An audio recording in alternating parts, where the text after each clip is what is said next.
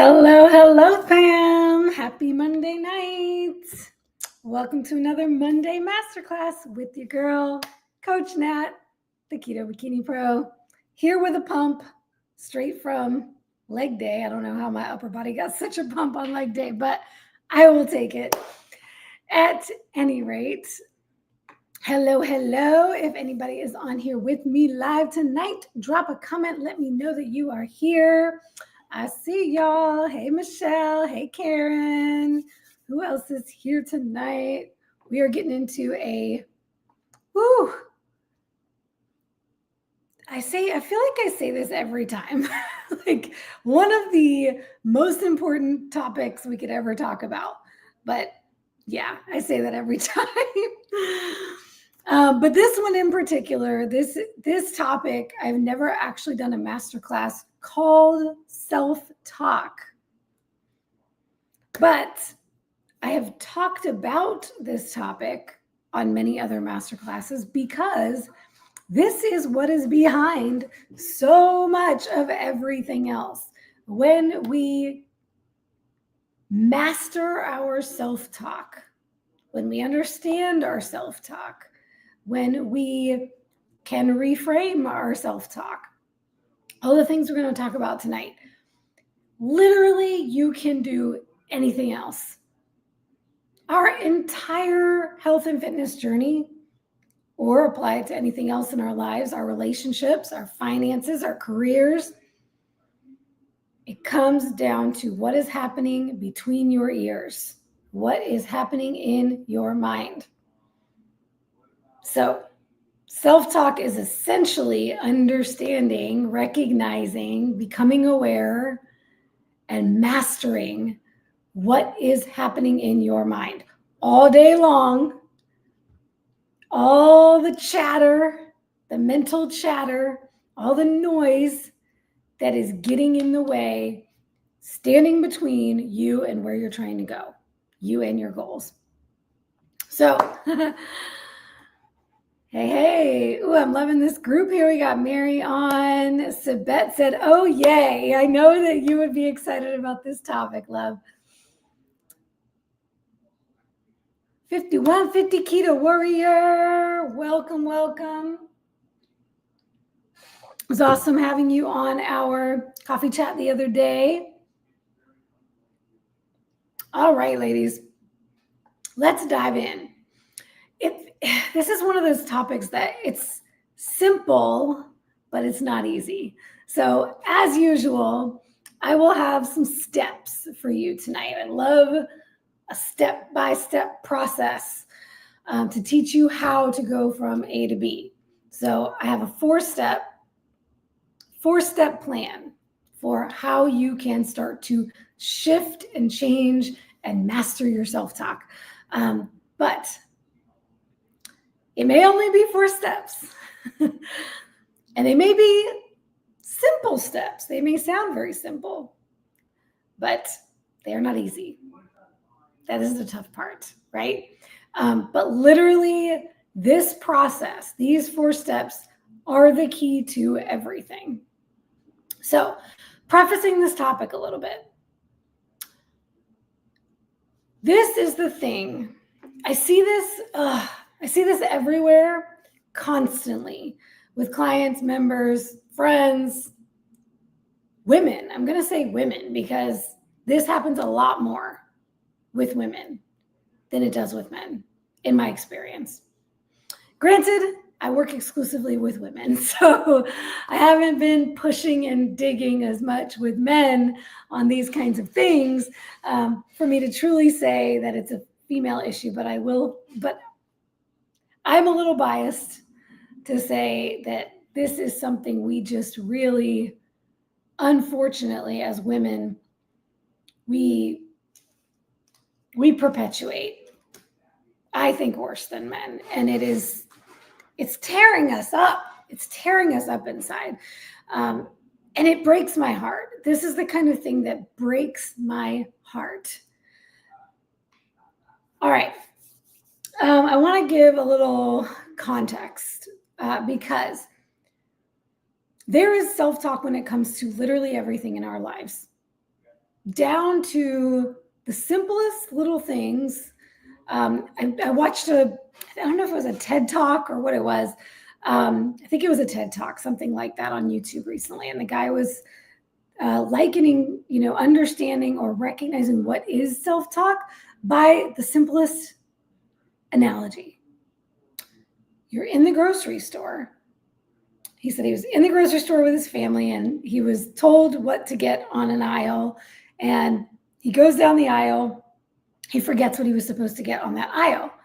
And he starts thinking, okay, eggs, like he's going down the list of groceries. That's self-talk.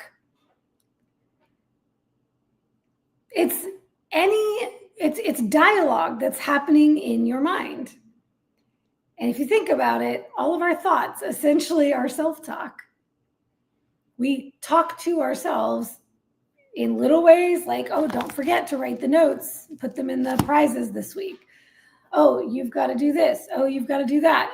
It might be a lot of the time, a lot of our thoughts are around our to-do lists, right? But it's us talking to ourselves.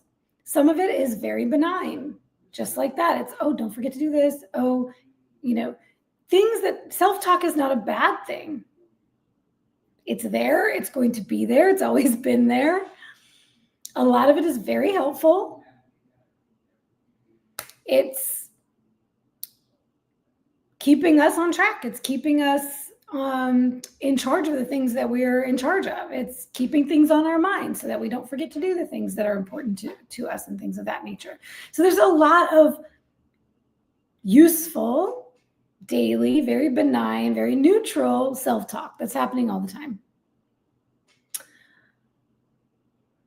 And then, of course, there is the self-talk that I really want to dive into tonight, and that is the self-sabotaging, negative self-talk that is critical and judgmental and perfectionistic, places seeds of doubt,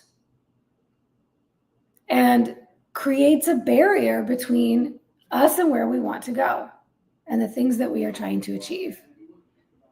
So this is what I wrote in the description for tonight's talk, but the negative inner dialogue is the silent killer that is holding you back from making the changes you know you need to make to reach your goal.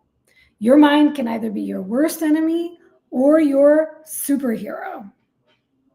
And the empowering thing, the good news that also may be scary to you, but it's good news, and that is that you get to choose.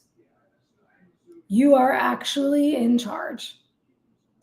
And I didn't put this on my list of 4 action items, the 4 steps, but prior to the 4 steps, we'll call it step 0, you have to just begin to believe that you actually are in charge, that you actually get to make the decision, and that this self-talk doesn't come from nowhere. So, and if you need a little help with that, there are some really great resources out there that help you learn about, and you can even just Google or look up on YouTube, neuroplasticity, and dive down the rabbit hole of understanding that we can change our brains. Just because it's always been this way doesn't mean it has to always be that way. That's the preamble. That's the first step before we even get into these steps is I have to believe that it's possible to change the way I think, to change the way that I talk to myself. Because if I don't even believe it's possible and I think all of this is a bunch of woo-woo hokey pokey stuff, then there's no way I'm going to do it. So you can dive into the science. As you know, I don't get into the science here. I get into the practical stuff. So what I will share is there's a resource I recommend it a lot to my group, to my clients, and it is Joe Dispenza's work, Dr. Joe Dispenza. And he has some really great meditations that you can actually follow along with. Literally, like his life's work is brain retraining. So look up Dr. Joe Dispenza. I might drop a link. I'm going to drop some things in the description of this masterclass afterwards. some resources that I really like and have helped me a lot in this journey, this self-development journey. And Joe Dispenza's work is one of them. There's a link I'll share that I've shared with my members, and that is a where to begin with his work, because he's written a lot of books. There's a lot of information, a lot of programs out there that he's done. So it's a lot. So you might be like, okay, where do I even begin with his work? So I'll drop that link of where to begin with Dr. Joe Dispenza. And that is, I mean, to me, he's one of the masters of that. So you can dive down that rabbit hole.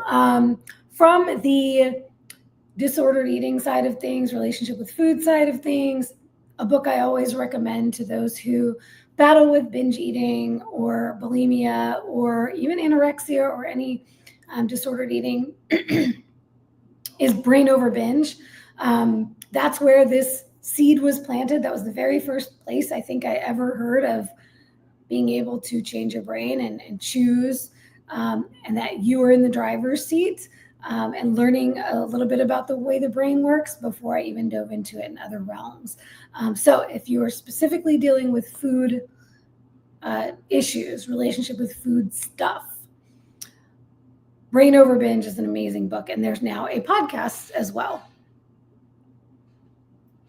So I'll drop that one down there as well. And then I'll have another book recommendation when I get down to the steps. That was my first foray into observing my thoughts, that I'll drop at that time. Yes, neuroplasticity, my new favorite word. Love it. I love it. Sometimes it can help just to know that there's a scientific basis for things. We're not just making stuff up. Okay. Let's see. Okay, so I wanted to do a little bit more context building here, because of course, when there are things like habits we're trying to change, one of the biggest ways, and I didn't even set out to do this, but it was, I think, my very first prep. All of my preps I have documented in various forms. The last few I've been documenting more on video on YouTube. But early on, I had a notes app in my iPhone notes app. That's all it was. And I would just write whatever. I would write whatever came up. I had a little prep journal. And especially my first prep, there were like aha moments left and right, because it was the first time I was ever going through this endeavor to do something so difficult. So that's something that challenged me in every way. And that is something to any of my ladies considering a prep or going through one now for the first time. You are definitely learning this, that competition prep, changing your body composition for something like a bodybuilding competition, is a whole different ballgame mentally. And 90%, 99% of the difficulty is not in the training and the food. It is in the mindset. So there were a lot of things that came up along that process. And it was really simple things that I noticed, like, here's a perfect example of self-talk in a very practical sense. When I was doing cardio for the first time consistently, because I am not a cardio fan. Even to this day, I avoid doing cardio until I absolutely must to get prepared for a show. So it was a slog. And back then it was especially a slog because I was not fit like I am now. I couldn't do cardio like I can now. It hurt. It burned. It was uncomfortable. I didn't know how to breathe right. It was just every thought that I had in my head was clear to me. It was in surround sound when I was on the treadmill, especially when I was doing sprints or any kind of intensity at all beyond walking. I had these thoughts that were so loud that you couldn't avoid them or ignore them or not notice them. And it would be things like, okay, you have to do 5 sprints. And then you get your rest in between each one. So let's just do 1 sprint. it was like this bargaining. I was going through this bargaining in my mind. Okay, we have to do at least 5. We've committed to at least 5. Well, let's just do 1 and see how we feel. Maybe we'll quit after 1. Let's just do 1. Bargaining with 1. Okay, I did 1 sprint. Whew. Okay, we got through 1. It was like this little motivational pep talk all the way through my cardio. Okay, 1 more sprint. You got this. All right, you made it through the first one. You can go through the second one. And it was just like very clear to me that I was having this conversation in my head about getting through this 20 minutes of cardio with 5 sprints. And at that time, I was probably doing 2 minutes of rest in between each at least. And it was probably a 5-minute warm up and a 5-minute cool down, just walking, just to get myself through 5 sprints. And it was just this very clear, okay, you did that. All right, you're halfway through. That means we only have half left. All right. Constant, right? So that's a really practical example of in your fitness journey. And you might go through this when you go to the gym, when you don't feel like going to the gym and you've got to hype yourself up for going to the gym. And there are things that you say to get yourself amped up for the workout. Okay, we've got this today. We've got that today. All right, we've got deadlifts today. You love deadlifts. Okay, we've got squats today. You hate squats, but after squats, you get to do deadlifts. So make it through the squats and then you do the deadlifts, right? Like, okay, as long as we do that, maybe we'll skip the Bulgarian split squats today. That went through my head today in today's leg day. I was like, all right, crushed it on squats, did better than I did last time. That was awesome. Okay, I did an extra set on squats. So then I was like, all right, let's see how the deadlifts feel. And then they felt okay. And then I said, okay, well, maybe we'll just, since we did extra squats, maybe we'll skip the split squats today. Well, I ended up doing the split squats. This is like present in these kinds of moments, right? Very present. All right. So that's one type of self-talk is you don't feel like doing it. You actually have an inner dialogue. You actually have a dialogue. You have a conversation with yourself, with your mind about, okay, we don't want to do this. Okay, let's bargain and do this. Well, if we get through that, then we can do this. And you're finding these motivational statements, factors. You're kind of playing the game here. You're engaging. You're not ignoring and avoiding. Where we get into a lot of the trouble when it comes to our self-talk is ignoring and avoiding, trying to pretend it's not there or brushing it off when it comes. If you find yourself not following through on the things you said you were going to do, not going to the gym when you said you were going to go to the gym, not doing the workout you said you were going to do, not following your food plan, your macros, whatever it might be, saying you're going to give up X food and you keep going back and eating that food again, junk food, things of that nature. You are ignoring. You are avoiding the conversation. 10 times out of 10, if you're not following through with the habit or the commitment that you made, there is a thought happening or multiple thoughts happening. There is self-talk up there, and you are not engaging with it. So we're going to get back to our steps in a moment of how to engage and how to master the self-talk.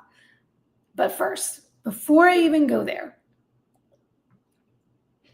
the thing that really drove this topic tonight was a more elusive kind of self-talk that you may not be aware of at all. And this is usually it's triggered. There are things that trigger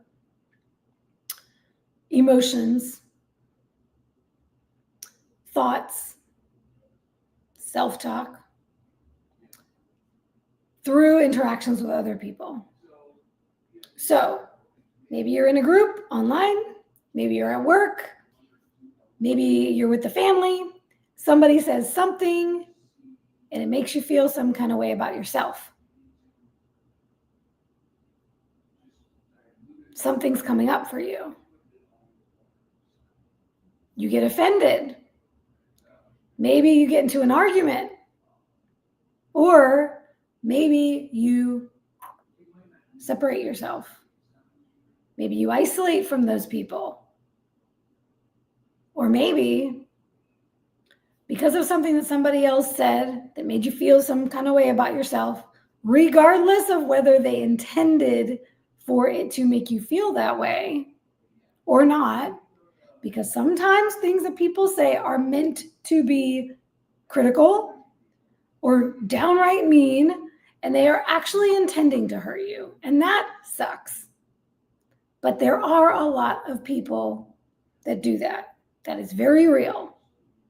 So it could be that, but it also could be, and this is what I see more than anything else that breaks my heart more than anything else.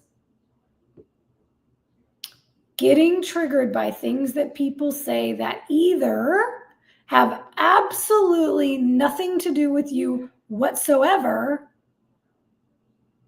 or were not intended to hurt you. We're not critical of you at all. We're not insults. We're not meant in any way, shape, or form to be negative. We're not even negative statements.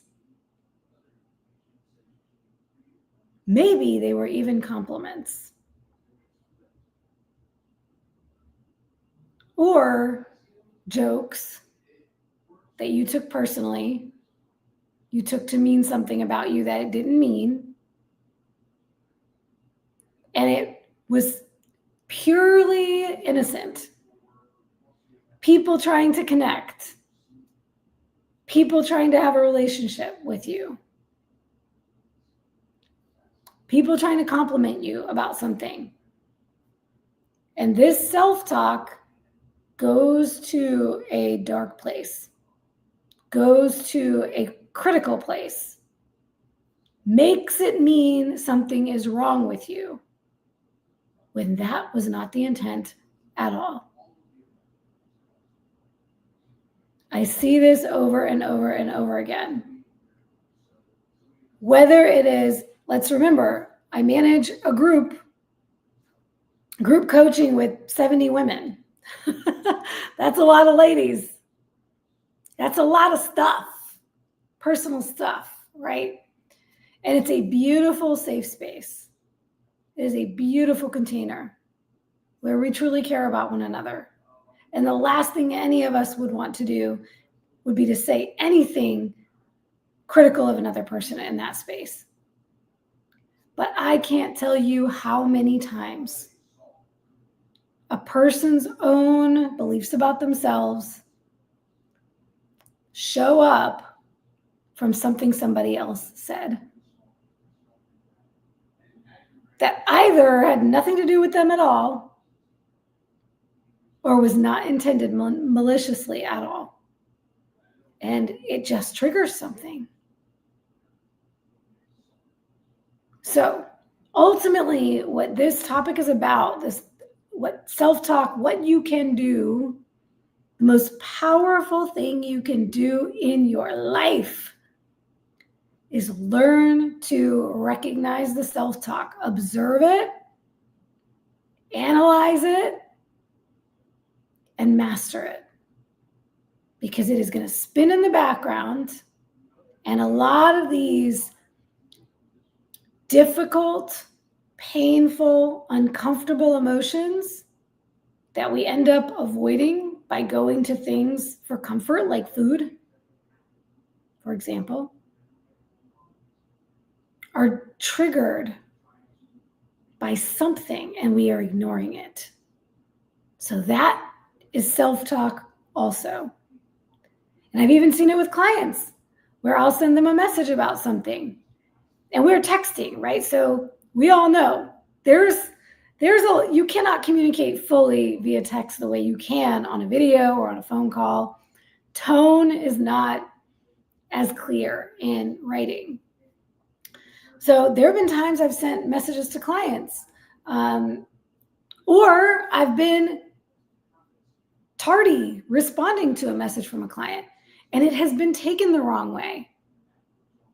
And that was not my intent at all, but either my words or my lack of words were misinterpreted based on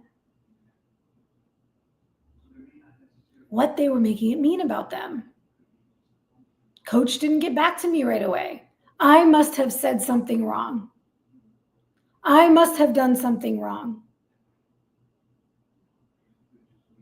And then if you do not address it and get clarity from the other person, whether or not you're even accurate in thinking that way, you could be spinning for days or weeks.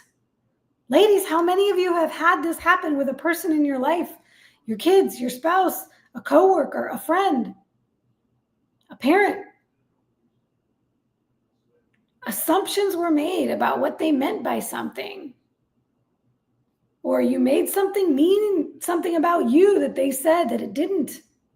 And now you've either not spoken to them because of it, or you've gotten into an argument with them because of it. And it is straining the relationship. So we're going to talk about clarity, one of my favorite things when it comes to this topic, in a little bit. Okay, so first I want to share a little something that AI actually gave me when I did a little search on self-talk, and I thought it was pretty damn spot on.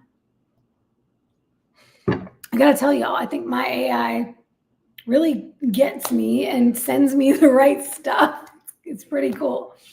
So here's a few things, just a few bullet points.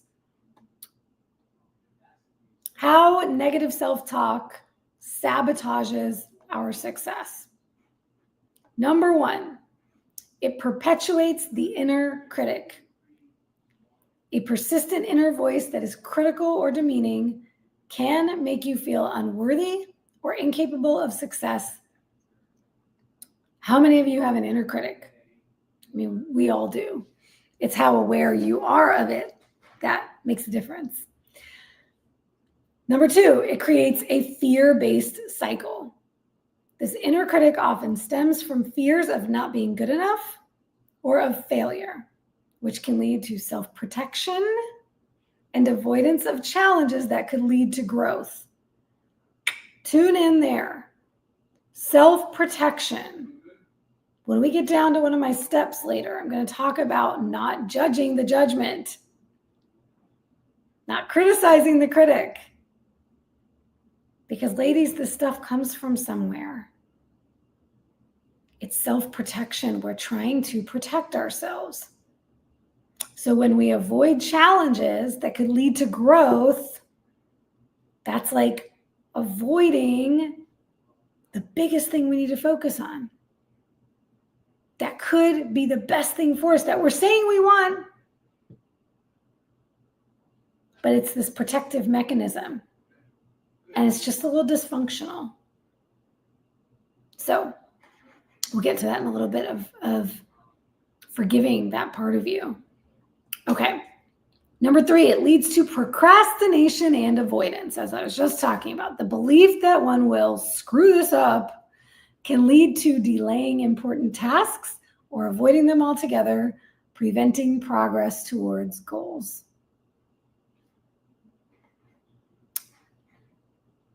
Number four, it hinders personal development. By self-sabotaging positive affirmations or avoiding constructive feedback, there's another one, you can become stuck in a loop that prevents personal and professional growth.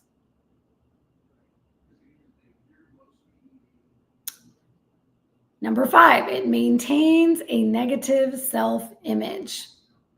I will say it perpetuates this self-image, this negative self-image. Low self-esteem can cause you to behave in ways that confirm negative beliefs about yourself.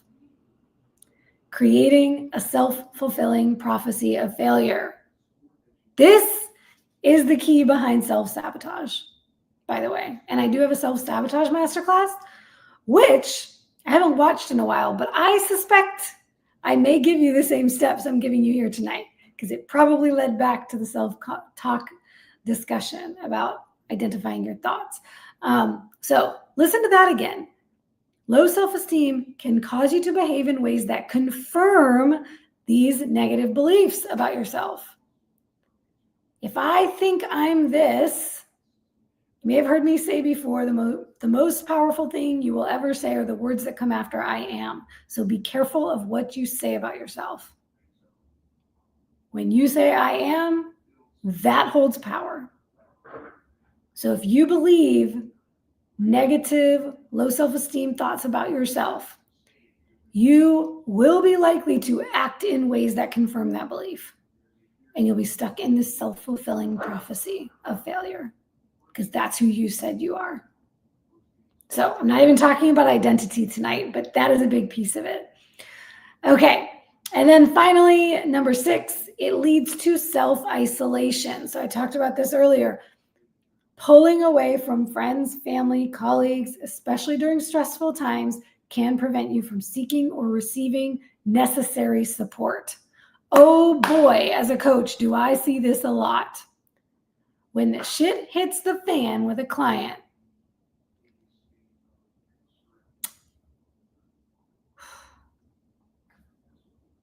that's when they sometimes cut and run. They'll either end their contract early or they'll totally ghost me. I'm grateful that over the years, that doesn't happen so much anymore. But it's also easier to happen in a group environment, right? So with our group training, for those of you who are in the academy, it's a little bit easier to hide because your private coach is not knocking on your door. You know, where are you? What's going on? I haven't gotten your check-in this week. So if that's you, if you're in the academy and you're kind of hiding in the background, I want you to take this as your sign to step up and show up. Don't pull away. That's the worst thing you can do when things are going wrong. Do not pull away. You need the support. That is the time when you need the coach the most and your community the most. But we hide in shame. Oh, boo, look at that. Mary said it. The shame ruins them. We hide in shame. Exactly that. And Becky just had a mind blown moment. Oh man, never considered number 6. Indeed. I'm going to run back through these again because I know Mary was making notes. So number 1, perpetuates the inner critic. Number 2, creates a fear-based cycle. Number 3, it leads to procrastination and avoidance. Number 4, it hinders personal development. Number 5, it maintains a negative self-image. And number 6, it leads to self-isolation. So how do we change this? Very cool that AI gave me 4 steps that are very similar to my 4 steps, slightly different. So first I'll give you the AI 4 steps. How to address self-sabotaging self-talk. First step, identify and challenge negative thoughts. When we get down to mine, you'll see I've actually split that into 2 steps. So identify and challenge the negative thoughts. Become aware of the inner dialogue and recognize that many of those thoughts are outdated or not even true. My AI knows me so well because we're going to talk about accuracy. As I said, I love to talk about accuracy. All right. Number 2, step 2 is reframe your beliefs. Practice challenging the limiting beliefs and consciously choose more positive and empowering thoughts. I put that on my list, but it's a little bit lower down. They put number 3 as practice positive self-talk and affirmation. Use mantras that inspire and reinforce in a more positive self-image. That one did not make my list, and there's a reason, because a lot of the time that is, in and of itself, it can be an avoidance tactic. And it can be trying to put a Band-Aid over something, and it can be something you don't believe yet. So your brain is going, bullshit, bullshit, bullshit. You can say all the positive flowering, think positively mantras that you want, but if you don't believe them, if there's not something underneath that, grounding it, it doesn't always, it's not always a beneficial, helpful step for people. So I didn't put that on my steps. But certainly you can do that. And then they gave number 4, focus on accountability. Take responsibility for choices and actions instead of blaming external factors. And I love that. I didn't put that on my list. But I think that is fantastic, because a lot of this, and I'll tell you a little mental image I have in my mind on this one, for example. When we can take full accountability and responsibility for our own actions, behaviors, inactions, words, it puts us in a more powerful place, a more powerful stance. It takes us from a victim mentality of it's them, they're doing this to me, to a victor mentality. And it puts us in the driver's seat. So it further reinforces that we are the ones with the choice. So I love that. I don't mince words when I talk about language. When I say that language has meaning, and language is important. And some of my clients and members have said before, oh, I almost used that word, and then I thought, oh, Natalie's gonna say something, so I should use a different word. And I've addressed this before by saying, I don't want you to change your words on account of me. I want you to become aware of the words that you're using, and then explore, why am I using those words? Because they came from somewhere. Those words are a part of that self-talk. What am I talking about? Let me give you an example. There is passive language. For example, in a check-in, when you might say, under the challenges sections, what challenges did you have this week? Did you overcome them? Yada, yada, yada. Well, some carbs got in there this week, so my macros were not met. That is very passive language. That is not taking any responsibility. That is saying something happened, so my macros didn't get met, versus I went outside my macros. I didn't hit my macros. I ate carbs. And even the term carbs, which I've said on a few masterclasses before, let's be clear about what we're talking about. If you ate a donut, say you ate a donut, because a donut is not carbs. Carbs could have been broccoli. Carbs could have been carrots. Carbs could have been rice. A donut is carbs and fat and junk. Processed garbage food. Let's say what we mean. Let's take responsibility. So I am appreciative that AI threw that in there, because taking responsibility makes a huge piece. I was talking about a visual image, and I believe that when we take responsibility and accountability for our own actions, thoughts, beliefs, we can also be better at not taking responsibility for things that are not ours. That is huge. I'm going to get down to that in a moment. I like this image of laser beams, right? Let's say somebody is throwing all the vitriol at me, just just being nasty, mean, trying to get me down, purposely, maliciously throwing daggers.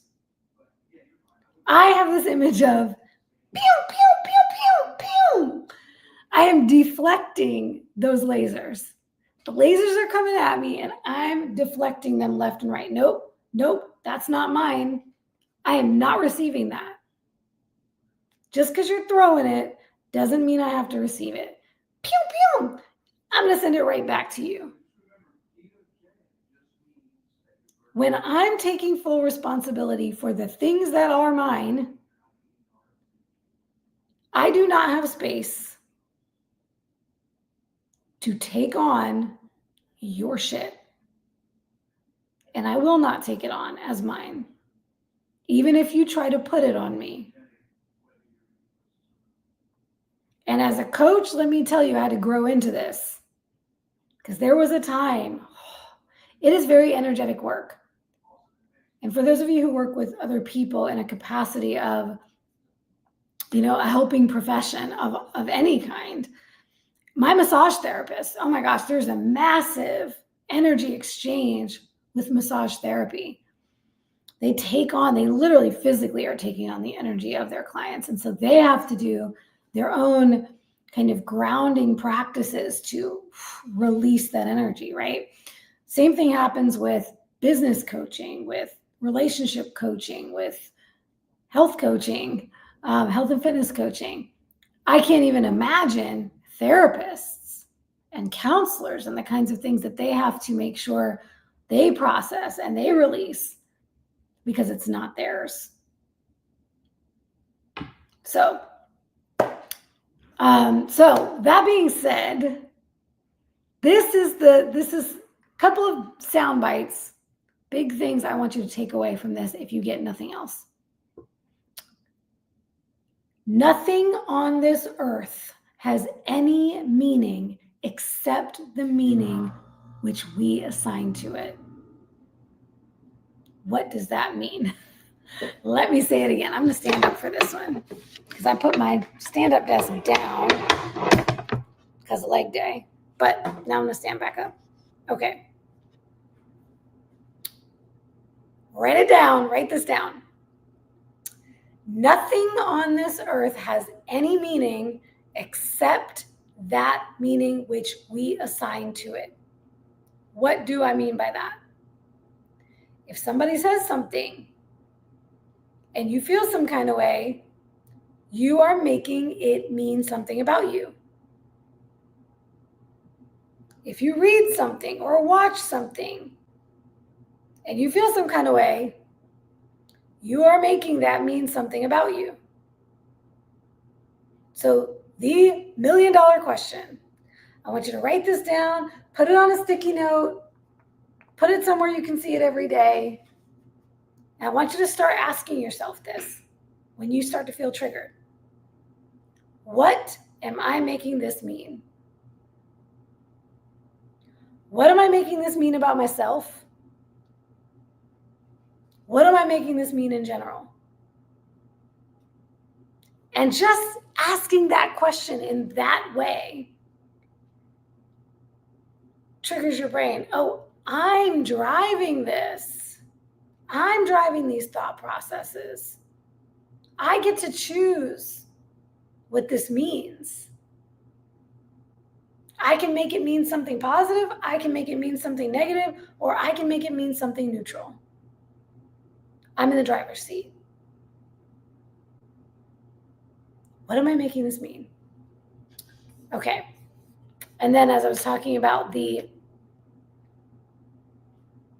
deflecting the laser beams, you get to choose what you receive from every situation in your life. And that even goes for the things that you're doing, because ultimately what's underneath this self-sabotaging self-thought, self-talk, is self-criticism.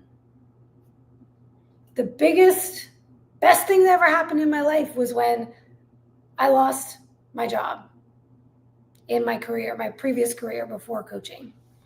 After I had left, then I was asked to resign from my final job, the last job in that career. I was asked to resign. So now the nail in the coffin of the end of that career was not my choice. That was a huge dagger, even though I had wanted out of that industry for years. And I didn't deal with those thoughts and feelings. They sat under the surface, along with everything else from my 20s and 30s that I just pushed down because I didn't want to deal with it, or I wasn't even aware of it. And it wasn't until I started to have space in my life without all the noise. Oh my gosh, I can't just get busy and avoid everything anymore. That I started to recognize how self-critical I was. It wasn't me, it was the thoughts. It was the self-talk. So, stop making yourself wrong for everything you do or don't do. That was a huge step for me in my healing. If I had a binge, I had to stop criticizing myself for it. I had to stop beating myself up over it. That was not going to help me move forward. Ask yourself, what am I making this mean about me? You've got to stop making yourself wrong for everything. Stop making everything a judgment on you. What other people say.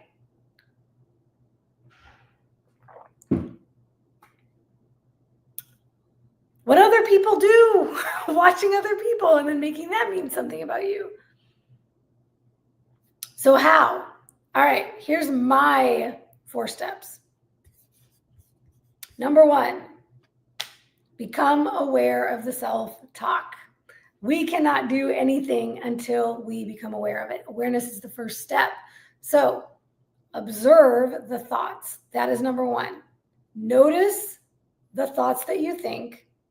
Notice the self-talk. Capture it. The first challenge here in step 1 is to pick a day that you're going to choose to be very aware, because awareness has to begin with a commitment to awareness. We have to commit and say, I am going to make an effort to become aware of this thing. If you don't set that intention, you're going to go through the day, and at the end of the day, oh, I forgot. This happens a lot with new clients. I forgot to track my food. I forgot to weigh my food before I ate it. It's because it hasn't been a habit for you.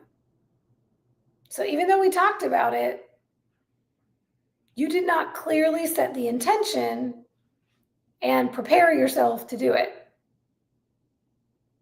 And even then, you're probably going to forget most of the day. If you choose to observe, you're not in the habit of doing it yet, so you have to establish the habit. So the first thing you can do is say, all right, I'm going to carry around a notepad everywhere I go.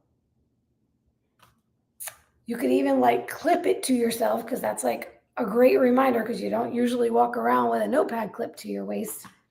But I'm going to walk around with a notepad, and I am going to make the effort today to capture as many self-talk statements, as much of the inner dialogue as I can in this day, in this 16, 20-hour day that I'm awake. Doesn't even have to be 24 hours. Pick a day and try to capture as many thoughts as you can in a day. And do you know what you're going to need to do to be able to become aware of your thoughts?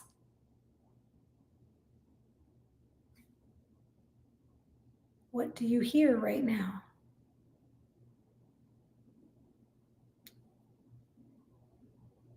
If I'm not talking and I don't have the TV on and I don't have music on and I don't have a YouTube video playing, It's silent. Good luck identifying the self-talk with noise all around you. To be able to properly capture your thoughts, you got to shut down the noise. And that means background noise, things in your environment, as well as busyness. Oh, that cabinet is open. Oh, I need to do the laundry. Oh, stop filling all the space in your life.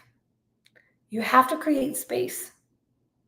Without space and without silence, you will never spend time with you and engage with this.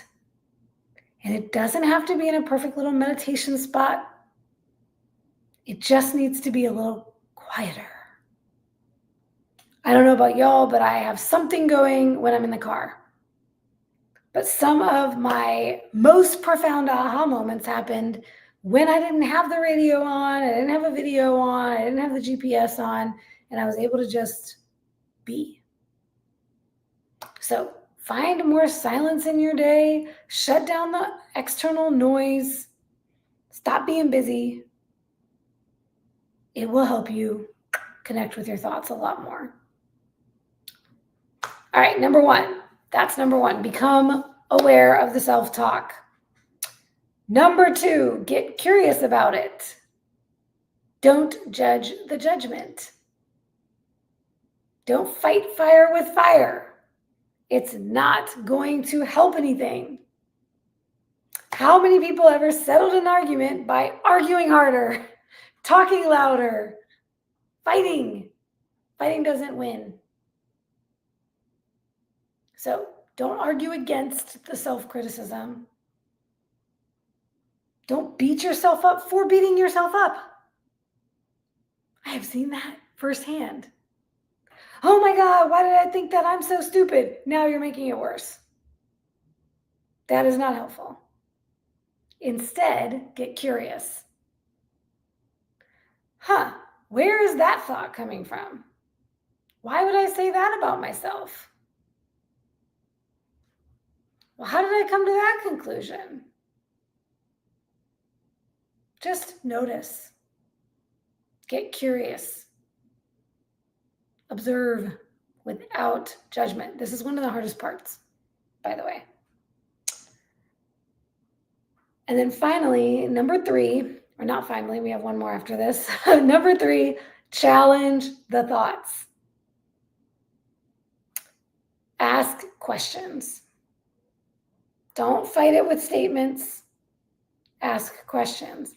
Find the accuracy. Well, is that really true, though? How do I know that's true? What's the evidence of that? Do we have proof that that's true? Why do we believe that? Who taught us that? Now I'm getting a little bit back to the curiosity part, but that's really powerful. So the curiosity part is where you can identify where this is stemming from. Had a client recently share, oh, I know this was from my mom. And that helped her take accountability for her own thoughts and recognizing this is on me. This is where it came from. So that curiosity really helps you unpack. And remember what we were talking about earlier. Where is it? About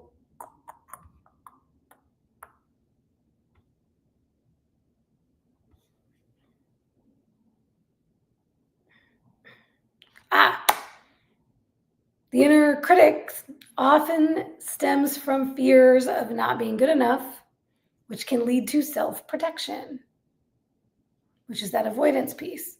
So when we can understand where these things come from, then we don't have to fight against it and be so angry with it. We're angry with ourselves because we're not realizing it's not really us. but it's coming from somewhere. It stems from somewhere. By the way, this is where I'm going to make a little plug to work with a professional. Work with a mental health professional. I highly, highly recommend that all humans should work with a professional mental health specialist at some point in our lives, because we got stuff we got to unpack. And as long as that stuff stays in the shadows, it's going to linger. We're not going to heal it just by doing this work. Becoming aware is huge. That's a lot of the stuff that you will do in a good portion of therapy, is just trying to become aware and discover where these things came from. But a therapist can help you actually heal it. So I highly encourage speaking with a professional, getting some professional guidance. Okay, but curiosity will help identify some of this stuff. Challenge it. Ask the questions. Where's the accuracy? Is this true? How do I know that? What's the evidence? I like to say, don't believe a thought you think. Challenge every thought you think. Hold the thought hostage. And then finally, number 4 is replace it. What is a more accurate statement? If it's not true, what could the self-talk be instead? What can we say instead of this statement? I'm such a failure. I always F it up. Well, let's find the accuracy. Was there something that I didn't F up?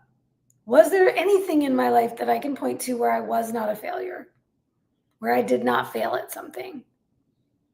Let's find some evidence that is the contrary, because there always is some evidence on the contrary. It's not ever black and white like that.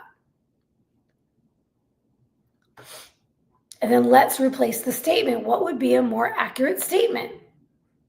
If the statement is, I'm a failure, I'm going to fail at this again, and we find some accuracy that there's something that where we didn't fail, so we can say, I'm not a failure. And there's no reason why I need to believe that I will fail at this. Then maybe a more accurate statement would be, I'm having some trouble being successful with this particular thing right now. It just calms the statement so it doesn't hold so much weight. This is not the same thing as positive affirmations, because telling yourself you're crushing it when you are struggling is bullshit. And your brain's not going to get on board with that. So we're not just pretending and living in la la land like everything's okay. We're just taking a statement that's a little too harsh and critical and is not going to help us move forward, and replacing it with a less weighted statement that's more true. It helps this mental spiral. So instead of now spiraling into this emotional place, okay, yeah, I'm just having a hard time right now with this thing. It doesn't mean that I have to fail. What is true for me? What would be a thought or a statement that would better serve me and where I'm trying to go? This is really what we call reframing. We take a statement and we reframe it into a new statement. Not rose-colored glasses, not bullshit, not fantasy land, real life, from A to B. So, simple steps, but not always easy. Observe, get curious, challenge, reframe. Those are your 4 steps. Observe the thoughts, get curious, challenge the self-talk, replace it with a more powerful, more affirming, more helpful statement, more accurate statement. Repeat. I would encourage you to get into this habit on a regular basis. We talked a lot lately inside the Academy about journaling. So here's a great journal exercise you could do daily just to start to become aware of your thoughts.